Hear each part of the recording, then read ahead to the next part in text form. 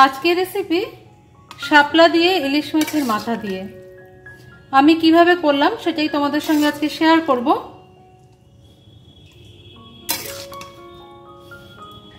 যারা কখনো শাপলা দিয়ে ইলিশ মাছের মাথা দিয়ে খাওনি তারা অবশ্যই একবার ট্রাই করবে। শুধু আমার রেসিপি নয়, অনেক রেসিপি পাওয়া যায় শাপলা দিয়ে ইলিশ মাছের মাথা। তো আমি যেভাবে রান্না করলাম সেটাই আজকে আমি তোমাদের সঙ্গে শেয়ার করে দিলাম।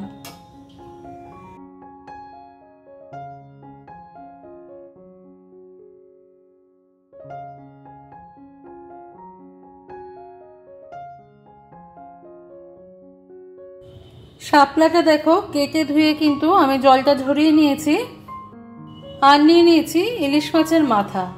এটাও কেটে ধুয়ে পরিষ্কার করা আছে। এর মধ্যে আমি একটু নুন হলুদ মাখিয়ে নেব প্রথমে।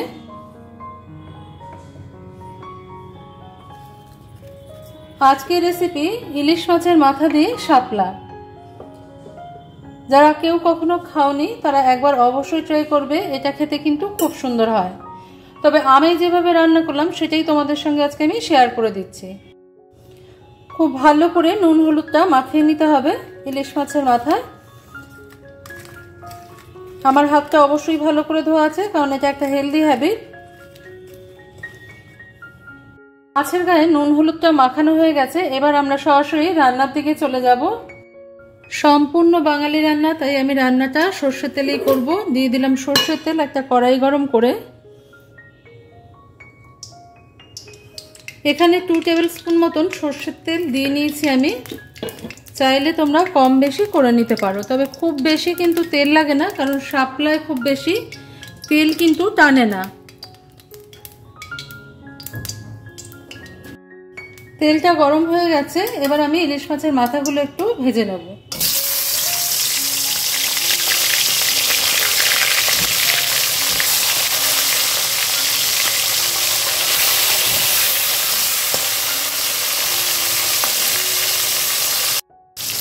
দেখো ইলিশ মাছের মাথাটা কিন্তু আমি ভালো করে ভেজে নিয়েছি। আমার কাছে 3টে ইলিশ মাছের মাথা ছিল, 3টে দিয়েই আমি করলাম। এবার মাথাটা আমরা তুলে নেব।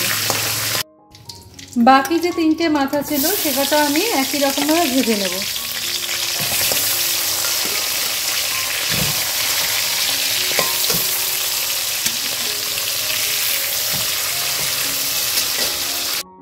দেখো মাথাগুলো আমার সব ভাজা হয়ে গেছে। এখন বাজারে অনেক ইলিশ মাছ আর অনেক শাপলা, সেই জন্য যারা কখনো খাওনি ইলিশ মাছের মাথা দিয়ে শাপলা একবার অবশ্যই বাড়িতে ট্রাই করবে। অনেকে অনেক রকমভাবে বানিয়ে থাকেন, আমি যেভাবে বানালাম সেটাই তোমাদের সঙ্গে শেয়ার করে দিলাম। এই মাথা ভাজা তেলটার মধ্যে কিন্তু আমি এবার দিয়ে দেবো 2টো শুকনো লঙ্কা ফোড়নে, দিয়ে দেবো সামান্য একটু কালো জিরে, কয়েকটা কাঁচা লঙ্কা আমি দেখো ফাটিয়ে রেখেছিলাম, এ কটা দিয়ে দিলাম। এবার এর মধ্যে দিয়ে দেবো যে শাপলাটা কেটে ধুয়ে রেখেছি, ওটাই কিন্তু আমি নুন হলুদ কিছুই মাখাইনি। ওই শাপলাটা দিয়ে দেবো। শাপলার গায়ে আগে নুন মাখিয়ে রাখলে শাপলাটা একেবারেই গলে যায়, সেই জন্য শাপলার গায়ে কিন্তু আমি নুন মাখাইনি। এবার শাপলাটা দিয়ে দিলাম, দিয়ে ভালো করে ভেজে নেব।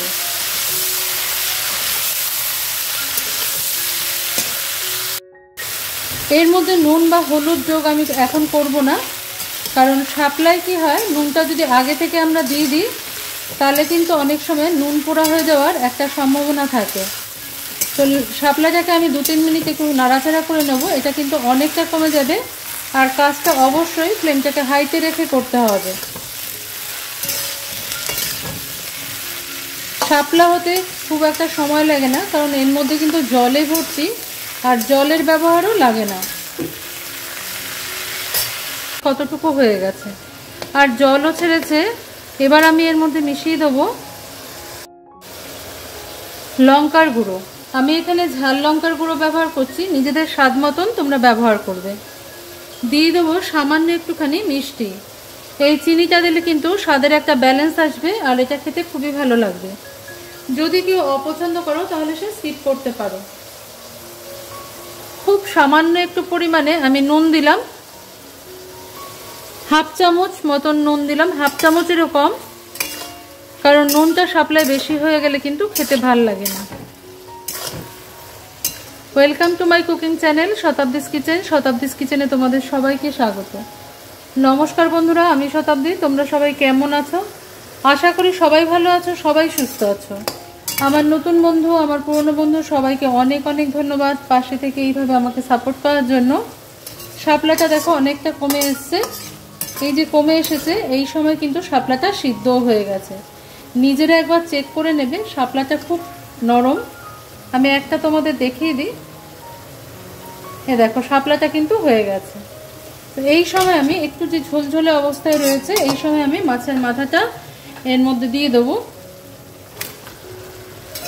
দিয়ে ভালো করে নাড়িয়ে চাড়িয়ে কষিয়ে নেব। 2-3 মিনিট আবারও আমাদের এটা কষাতে সময় লাগবে। দেখো শাপলাগুলো কিন্তু গলে যায়নি।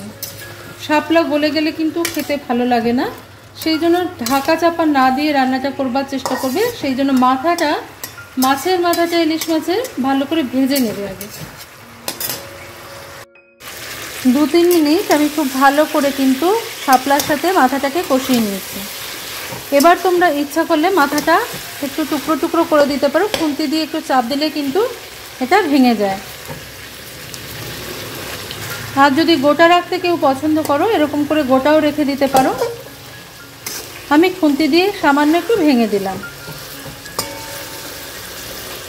একেবারে শাপলার সাথে কাঁটাটা মিশে গেলে তখন খেতে অসুবিধা হতে পারে, সেই জন্য আমি একটুখানি কম ভাঙলাম আর কি, পুরোপুরি মেশালাম না, ভেঙে এরকম রাখলাম। এই অবস্থায় আমি এর সঙ্গে মিশিয়ে দেবো। আমি যে নুনটা দিয়েছিলাম সেটা কিন্তু পারফেক্ট হয়েছিল, কারণ আমি শাপলাতে খুব বেশি নুন আগে থেকে দিয়ে রাখিনি। সাদা সর্ষে আর কালো সর্ষে বাটা ছিল, গুঁড়ো করা, সেটা জলে ভিজিয়ে রেখেছিলাম আমি, সেটা দিয়ে দিলাম। আমি কিন্তু গরম জলে ভেজাইনি সর্ষে বাটাটা সাধারণ জলেই ভিজিয়ে রেখেছিলাম।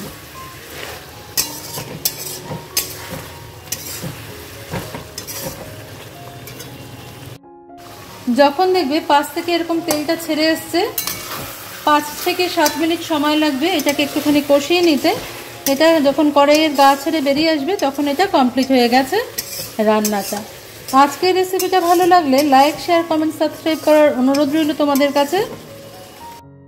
আজকে তাহলে এই পর্যন্তই বন্ধুরা, দেখা হচ্ছে পরের দিন অন্য কোনো রেসিপি নিয়ে তোমাদের সঙ্গে। তোমরা সবাই ভালো থেকো, সুস্থ থেকো।